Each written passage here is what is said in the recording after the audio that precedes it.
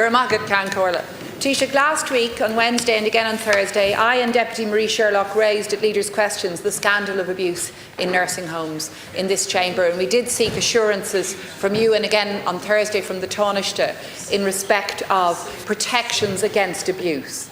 Now this week again we're seeing more serious concerns raised, with HICWA's interim report released last night revealing to us that HICWA had heard from Benevan Manor that 200 allegations of abuse against residents in Benevan Manor had been made since 2022, and 40 more were disclosed in respect of the residents' Portlaoise.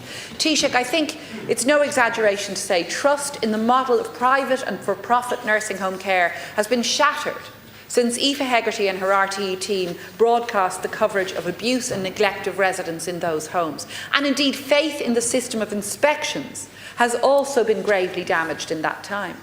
And unfortunately, the presentations of HICWA's CEO and Chief Inspectors at this morning's Health Committee has raised more questions than answers about the system of inspection and oversight.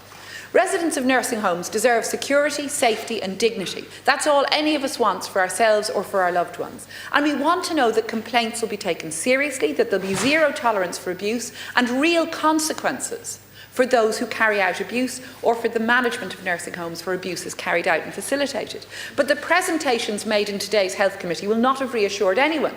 Taoiseach, inconsistencies have permeated, both within the interim report and the opening statement, and the process in place for escalating complaints in particular remains really unclear.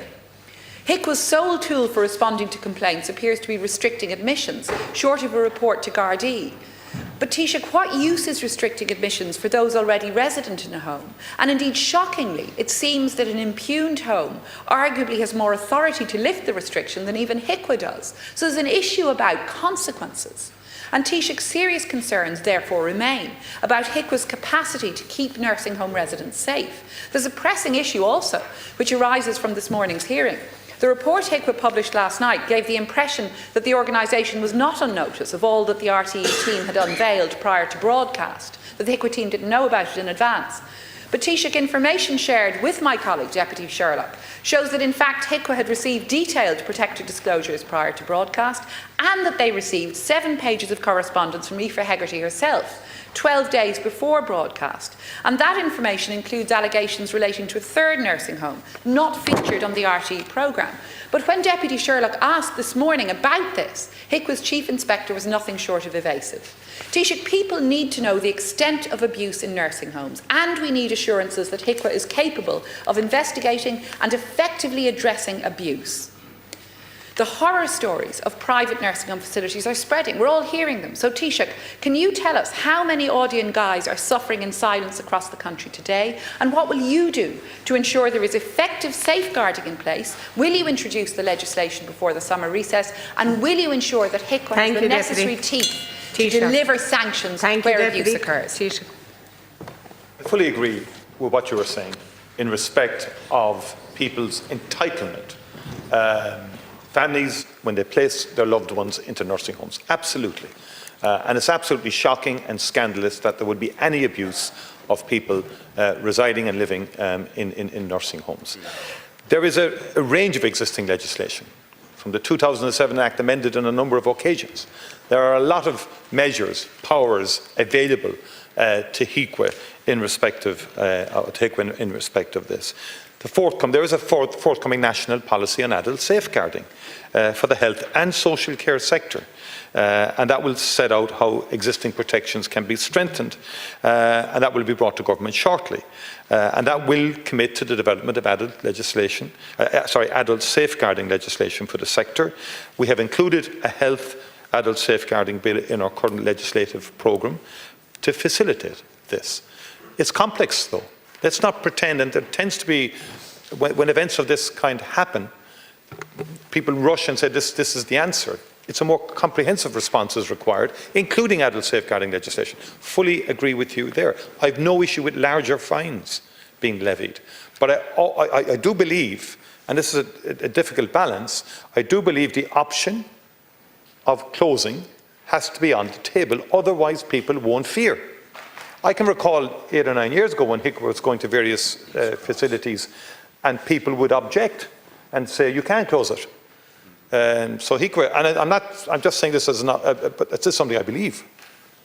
And yes, it is up then to the HSE and others to resolve the consequential crisis that occurs if a decision to close is made. But we shouldn't balk from that decision because of that. Because that would send a real message, but not just a message, it's an action and it's an intervention which is allowed for under the law. And if you have a series of non-compliance, as seems to be the case in respect of the interim report from HIQA, then I think that option should be on the table. But then it does require, because if you notice what's happened since the RT investigates, safeguarding teams have gone in. You know, the Director of Nursing, the HSE have sent them in now. And there is, where the protection of people is involved, the HSE has every remit to get involved and protect, which we did during COVID. There was a huge support of nursing homes during COVID because there was a judge they were not in a position to deal with the wider impact of COVID. Huge supports went into nursing homes by the state via the health service executive.